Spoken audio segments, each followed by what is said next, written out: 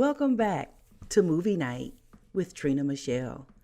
And thank you for tuning in to this week, The Incident, Part 3. So, last week, Incident Part 2, I want to thank you all again for discussing it, reaching out and having discussion, asking questions. And so that's cool. I appreciate that. So, a lot of the discussion was around the sisters, and now that they are together, most people are anxious to see what happens to them and to see if they will make it to the end of the tribulation.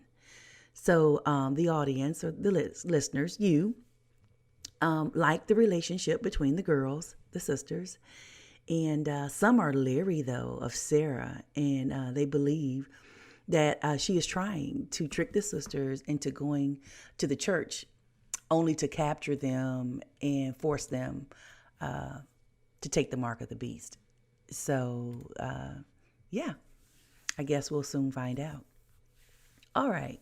So last week, Carmen and Courtney were affected by the plagues hitting the earth. Can the sisters survive another disaster? Let's get into it.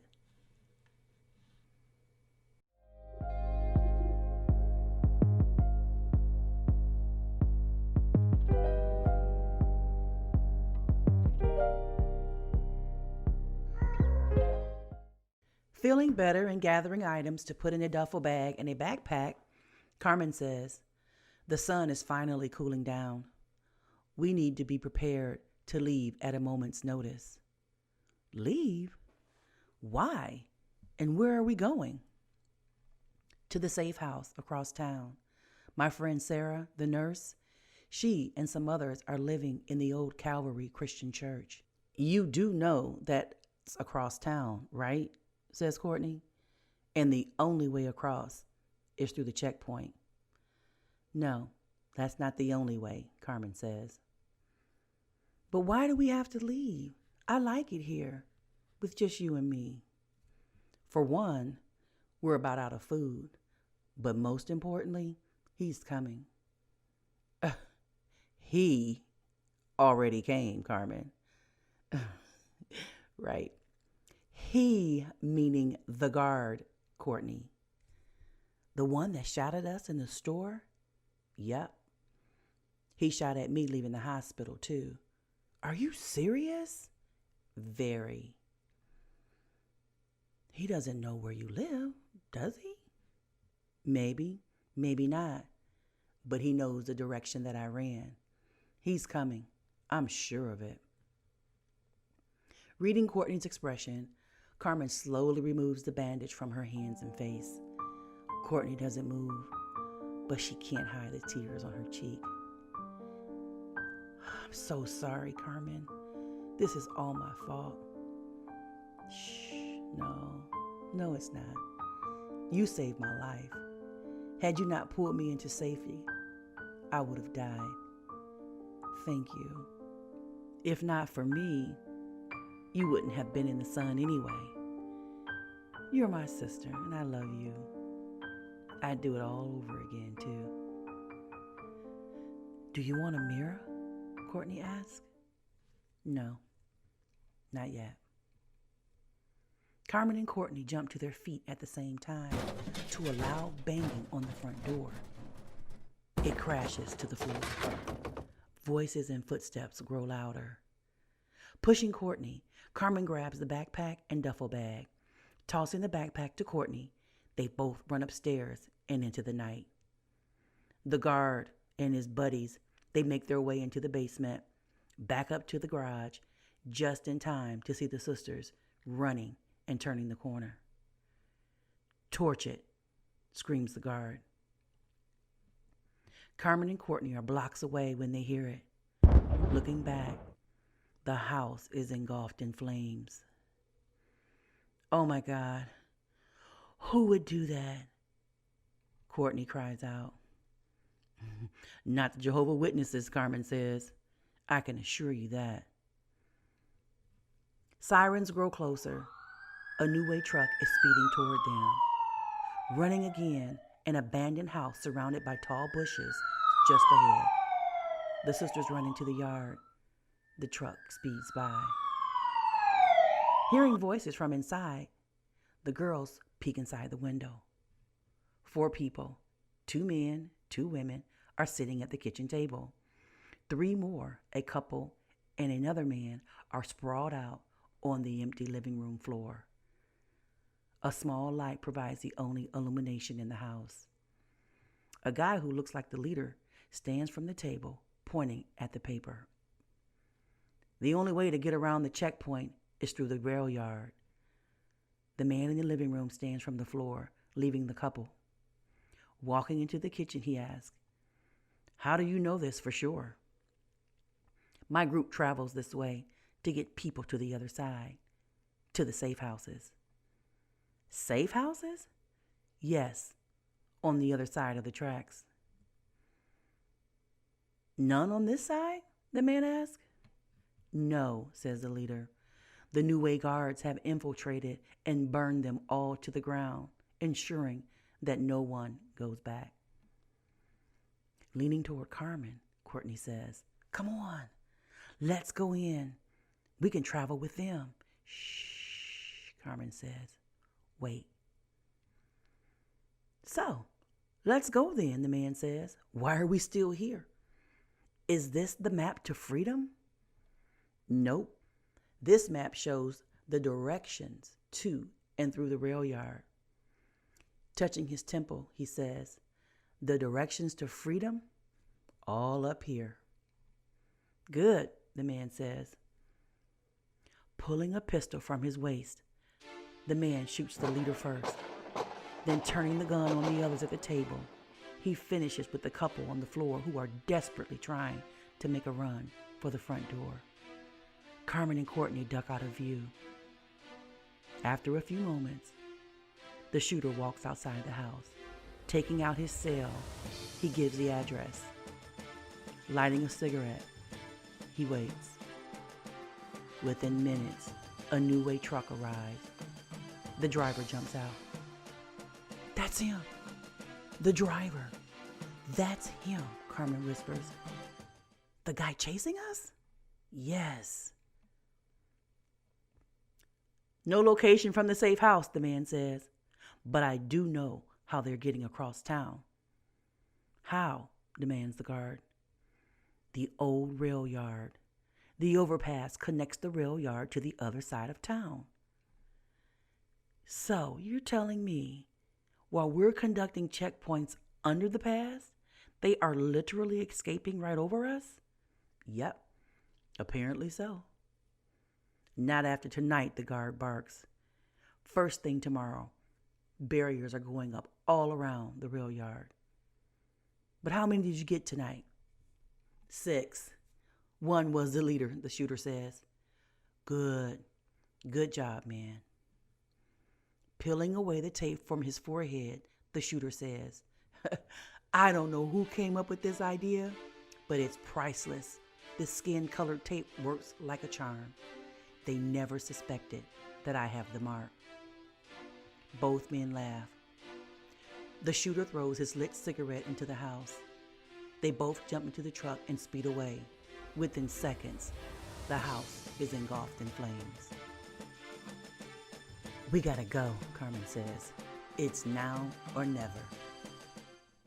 At the rail yard, New Way vehicles with flashing lights are blocking their path to freedom.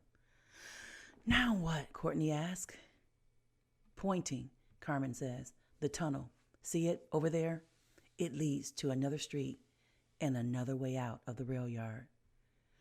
"What if it's blocked too?" "You got another suggestion?" They both run for the tunnel. Making it through and onto the other side, the sisters celebrate. Looking at the sky, Carmen says, "Daylight. It's fast approaching. We need to hurry before the sun comes up." The sisters arrive at the church. Finding the doorbell, Carmen rings the bell as instructed. Then they wait. A few moments later, a man with a rifle appears and motions them to follow. Down a door and into a basement. The room is wide open. The man with the rifle says, "It's safer this way. No hiding behind closed doors. We expect the unexpected. By the way, my name is Tim." They tell them their names and turn their attention back to the room. The far right side is set up with long cafeteria-style tables and a small kitchen. The left side, bunk beds and cots, bathrooms for each gender. There is a small playroom in the back for the children. A partition separates the common area, card tables and chairs on one side, the other filled with sofas and recliners. A small room to the left is the only room with a door. Tim says, "Come with me." "How many people are here?" Courtney asks. "Including you two? 48. After 50, we simply won't answer the bell." "Thank God we made it," Courtney whispers to Carmen. The trio walk into the room. Jumping to their feet, Sarah throws herself onto Carmen and then Courtney. "You must be Courtney. Very nice to meet you. So happy you guys made it." Tim removes his hat. Both Carmen and Courtney see the mark at the same time. Sarah and the others, they're marked too. Grabbing her gun from her waist, pointing directly at Sarah. "Just let us leave. And no one will get hurt," Carmen says. Hands raised, Sarah pleads, "Carmen, wait. Please wait. What are you doing?" "What am I doing?" "What have you done? You tricked me." No, wait, please. Just watch. Watch this." Taking the bottle with clear liquid off the table, Sarah soaks a cotton swab and wipes her forehead, removing the mark. "It's fake, Carmen. When we go out, we paint them on so we won't be noticed." The others wipe away their marks. Lowering her gun, Carmen says, Sorry about that, but it's okay," Sarah says. "I would have done the same thing." "I hope to never meet you in a dark alley," Tim chuckles. "You're pretty quick with that pistol, young lady." Showered and in bed, Courtney can't help but stare at the little girl curled up next to her mother across the aisle on the cot. Her daughter was that age when it happened, Carmen shares with Sarah. Her son was almost 1. "Yeah, I know that look. I miss my babies too," Sarah whispers. Turning her attention back to Carmen, she says, "I'm so glad you're here. But why did you leave the house?" "The new way. They torched it." "They found you?" "They did." Grabbing her coffee from the table, Sarah sits deeper into the couch. "Your face. The day I came for the medicine, the sun, it burned me." "Have you seen your face?" "Nope." "Do you want to?" "Nope." Taking a beat, letting her emotions settle, Carmen breaks the silence. "So now what?" "Well, we'll stay here until we can't," Sarah says. "A group will be going out soon to scout places further outside the city." "Where are we according to the end? You know, to the end of the 7-year tribulation," Carmen asked. "Close. Very close. At the hospital, I overheard a new guard saying that extermination stations are being set up around the city." "Extermination stations?" Carmen asked. "Yes. Guillotine stations." Tim sits down next to Carmen as she finishes her breakfast. "So what's up for today?" She just stares at him. "It helps me to have normal conversations. Indulge me," Tim smiles. "Oh, okay then. Nothing much, Tim. What about you? We're going out scouting today. Want to come? Following her gaze to Courtney, she's playing on the floor with the children. He says, you can always tell those who lost small children during the rapture. Focusing back on Carmen. Come on, the fresh air will do you some good. Yeah, maybe you're right. Fresh air sounds nice right about now. Meet me in the office in 5 and bring your pistol. You know, just in case. Patting her side. I never leave home without it. Walking over to the play area, Carmen sits down next to Courtney. You okay? Fighting back tears, Courtney says, it helps me. It helps me to be with them. Rubbing her sister's back, Carmen goes for it. Hey, I'm going out with the scouting team. You're leaving me? Shh, no, I'm not leaving you. Going out to find another safe house outside the city, just in case we have to leave here too. I don't know these people. Courtney, I wouldn't leave you here if it weren't safe. I need this. I need to get out of here just for a little while. After a long pause, Courtney finally relents. Hugging her sister, Carmen says, thank you. I'll be back soon. Promise? Courtney asks. Lifting her pinky, Courtney loops hers around Carmen's. Promise, Carmen says. Carmen walks into the office. Tim and the others are marking their foreheads. Too stunned to look away. She watches as the group take a brush, dip it in the paint, and draw the mark of the beast on their foreheads. Hi, Jill said, interrupting her thoughts. Hi, I'm Carmen. Sit down. I'll help you with your mark. No, I'm okay. It's safer this way. Just in case we get pulled over, Tim says.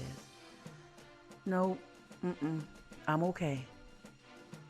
If you're riding with us, Jill says, you need a mark. Not doing so endangers the rest of us. Okay, cool. I won't go. She opens the door. Wait, Tim says. He turns to Jill. It's okay. We've been lucky. There is no reason to think otherwise today. Besides, she can ride in the back with Billy. Her being in the back won't stop them from pulling us over, Tim. I know, but if they stop us, you and I will be in the front with our marks fully on display. Sticking his head out, trying to lighten the moment. Only Billy laughs. Here, take this, Tim says to Carmen. Your survival kit. Rations, radio, flashlight, and night vision goggles. Never leave without it. Carmen takes the backpack. Jill rolls her eyes. In the woods, Billy and Carmen are walking together. Tim and Jill hand in hand, a few paces ahead. Mind if I ask you a question? Billy asks. Nope, I don't mind, says Carmen. Why didn't you take the mark? Why didn't you mark your forehead? My face is enough, wouldn't you say? Billy is visibly uncomfortable. I'm sorry, Carmen says. That wasn't nice. I know it's a fake mark, but to do so, I would have to face the ugly truth. And the truth is, I had multiple chances not to be here right now. I know it's fake, but it's still the mark of the beast. My dad was a preacher, Billy all but whispers. He begged me every day to simply accept the gift of salvation. I didn't. I had every lame excuse, but he never stopped asking. Don't beat yourself up. We all had opportunities, and my dad was the same way. I'm ashamed, Billy said. We all are, Carmen whispers. Shifting his gaze to Tim and Jill, he says, they're married. Jill doesn't mean any harm. She's just protective of what little time she has left with him. I get that, Carmen says. I miss Michael so much. But I'm happy he made it. Soon, Billy says. You'll see him again. Wiping away her tears, the house is straight ahead. Leading the group, Tim signals for them to follow. The group enter with guns drawn as they search the house. Back at the safe house, debriefing in the office, Billy is on the computer. Jill and Tim are holding hands, sitting on the couch. Carmen and Jill lock eyes. No words spoken. They apologize. The house is registered to a local Dr. Lakeland, Billy says, as he scrolls further down the article. From what I can tell, it's not his primary residence. How big is the house? Sarah asked. 4 bedrooms on the main level, Carmen says. A kitchen, a huge family room, and an office. The basement? It's the same size, Jill adds. With the rec room, theater, the list goes on and on. It's a good space for us to spread out. And it's deep in the woods, too, Tim offers. Oh, no. Look at this, Billy shouts. The old Baptist seminary is being converted to an extermination station. The building next door? Jill asked. Yep, that's the one, Sarah answers. Carmen is distracted as she looks out of the window, searching for Courtney. Finding her playing with the children, Carmen lowers her head and allows the pain and then the tears to consume her.